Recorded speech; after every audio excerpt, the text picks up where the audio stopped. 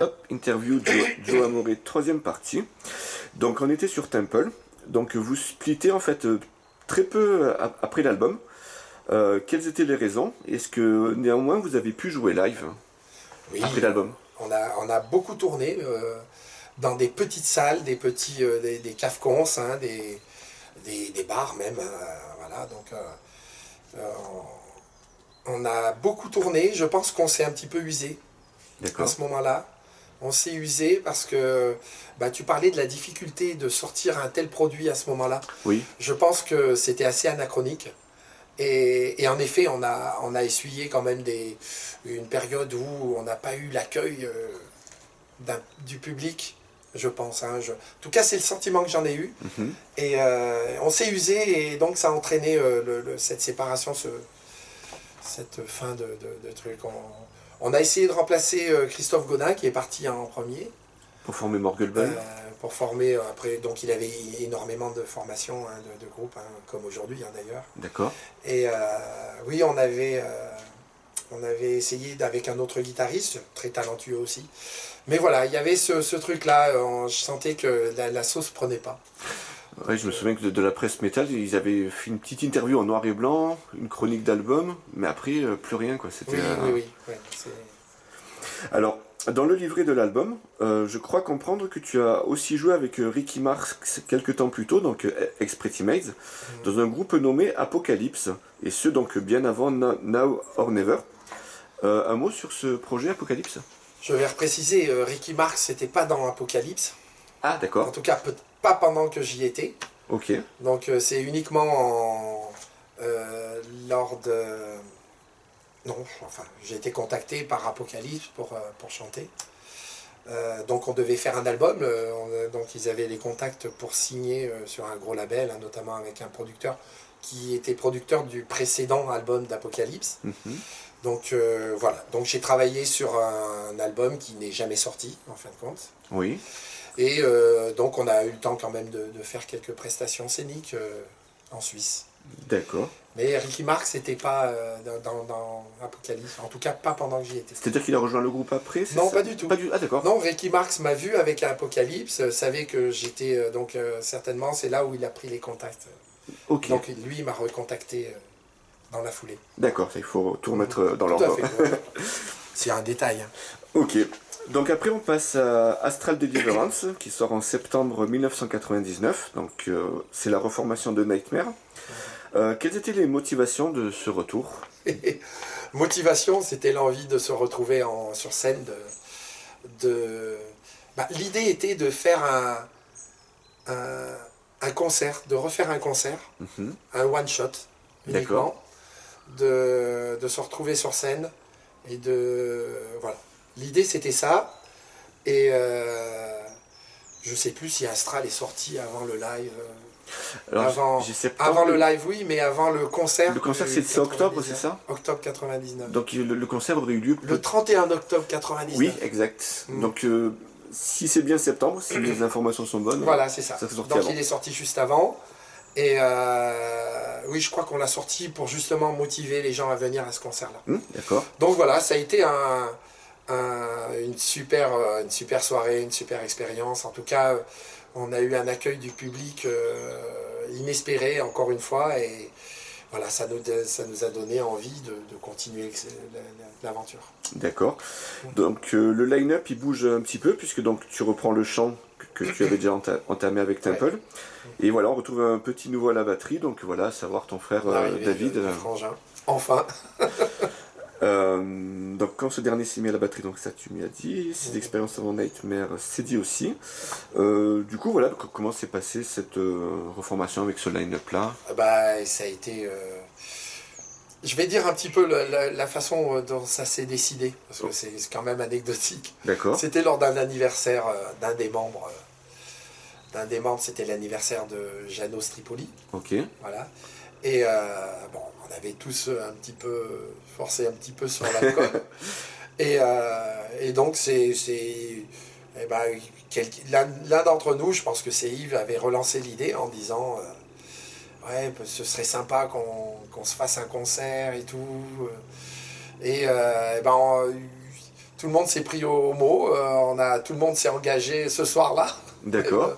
Même sans savoir si vraiment on allait pouvoir tenir l'engagement qu'on avait pris. Vous vous en rappelez le lendemain Et le lendemain, donc on s'est rappelé le lendemain, et puis Jeannot notamment dit mais attends, c'est pas possible, moi je peux pas, j'ai un boulot, j'ai un truc.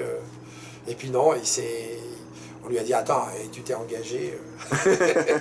Donc ça a été vraiment une soirée. On s'est retrouvés par la fin de la soirée, et tous on s'embrassait en se disant ah ouais, ça va être super, ça va être vraiment génial. Et en effet, ça a été génial. D'accord, bah heureusement que cette soirée a eu lieu finalement. Oui, tout à fait. Oui, si elle n'avait pas eu lieu, je pense que... Vive l'alcool, disons. Vive les soirées, on va dire.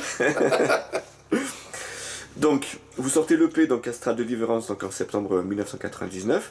Celui-ci était dédié à votre ancien chanteur, donc Jean-Marie Bois, donc, qui est décédé quelques mois plus tôt. Donc l'EP, il contient des réadaptations de The Legend et Princess of the Rising Sun. Pourquoi ces deux titres en particulier?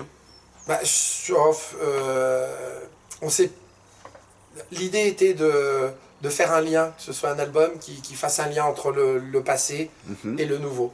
Donc c'est pour ça qu'on a choisi deux titres venant de nos précédents albums, deux titres qu'on aimait bien. D'accord. Et qu'on trouvait intéressant de réinterpréter avec moi au chant notamment, quoi. Et donc c'était uniquement pour faire un lien entre les deux. D'accord. Et donc montrer qu'on avait envie, en tout cas, pointer et puis essayer déjà d'amorcer de nouvelles compositions. D'accord. Donc en mai 2000, donc, vous sortez Live Deliverance, que vous annonciez comme le premier double live de l'histoire du métal français. Donc celui-ci, tu l'as dit, il a été enregistré lors de votre concert de reformation au Summum de Grenoble le 30 octobre 99. Ah, j'ai 30 octobre, pas 31, c'était... 31. 31, ok. 30. Ouh, je sais plus. Ah, petit je détail. crois que Halloween, c'est bien... Halloween, c'est le 31, effectivement. Ouais, moi je pense que c'est le 31. D'accord. Ou alors on a fini parce qu'il y a une anecdote par rapport à Halloween. D'accord. Dans les loges ou dans les trucs, on se disait, ouais, pour Halloween et tout, on va effrayer tout le monde avec notre musique, notamment. Enfin, c'est... Oui, bon, bah, ouais, voilà. Peut-être le 30, peut-être. Je retrouverai les sweatshirts marqués avec la date. I was there. Donc du coup, voilà, quel effet cela t'a fait d'interpréter tous ces titres au chant et non à la batterie? Eh ben, c'était... en fin de compte, ça a été un réel plaisir. D'accord. Parce que, bon, ces deux albums étaient quand même... pour moi, c'était... Nightmare et ces deux albums étaient pour moi hyper importants. C'était le début de ma carrière musicale. Et d'interpréter ces chants, ces morceaux-là était une super idée. D'accord. Super. Pour moi, c'était une occasion de m'exprimer un peu sur ces titres-là. Et du coup, voilà, comment tu comparerais ton jeu par rapport à celui de David à la batterie, voilà, sur tous ces titres, hein. Bon, David, tu m'excuseras, hein, mais...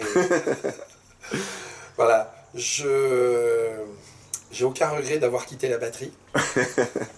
Parce que justement, le jeu de David est vraiment beaucoup plus technique, beaucoup plus riche que le mien à l'époque. D'accord. Voilà. Donc, j'ai laissé les baguettes à mon frangin sans regret.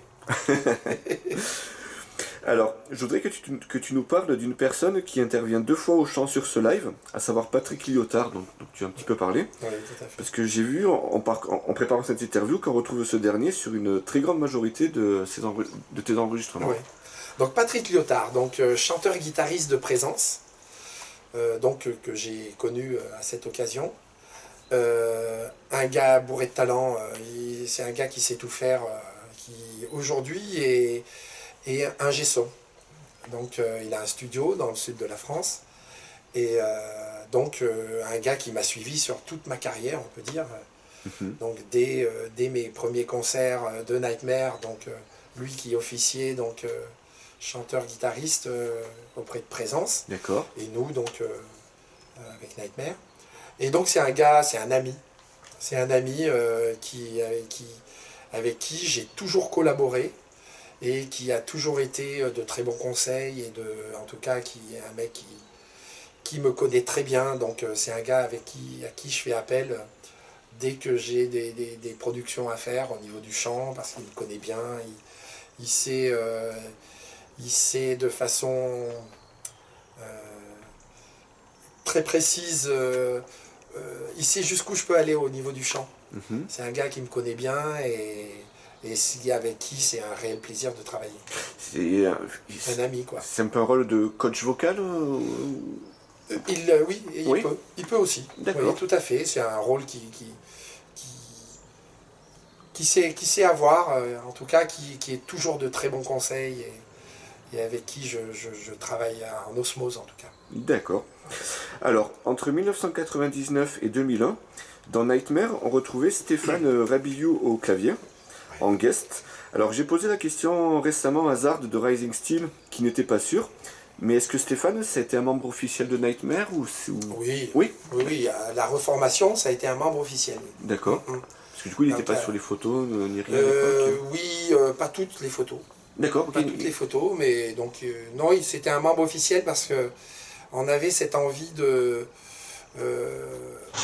d'intégrer du clavier. Donc en live, il faisait du clavier et en troisième guitariste. On avait cette particularité, d'ailleurs, qui a été bien soulignée lors de notre passage au festival au Wacken Open Air, en Allemagne, un des plus grands festivals mondiaux. Donc le Wacken de 99. Voilà, oui, tout à fait. Okay. Ou 2000.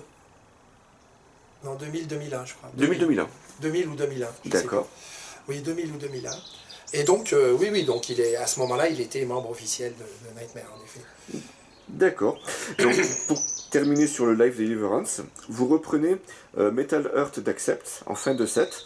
Est-ce que c'était un clin d'œil sur le fait que l'année 1999 était arrivée, puisque les paroles commencent par It is 1999, quoi. Je pense que oui. D'accord. Ouais. Bon, en plus, Accept, c'est un groupe qui avait mis à l'époque, même maintenant, hein, qui était très connu pour ses riffs, pour ses guitares acérées, pour ce travail guitaristique. Et nous, donc, avec 3 guitaristes, on s'est dit, voilà, s'il y a un morceau qu'on aimerait interpréter, donc on s'est tous mis d'accord pour faire ce morceau-là. Oui, d'accord. Surtout que Accept, ils sont à 3 guitaristes maintenant aussi. Voilà, quoi. tout à fait. À l'époque, ils étaient déjà 3. Non, à l'époque, ils étaient 2. Ah, voilà. Ils sont 3 depuis 4 ans, 5 ans. D'accord, ouais, comme ça.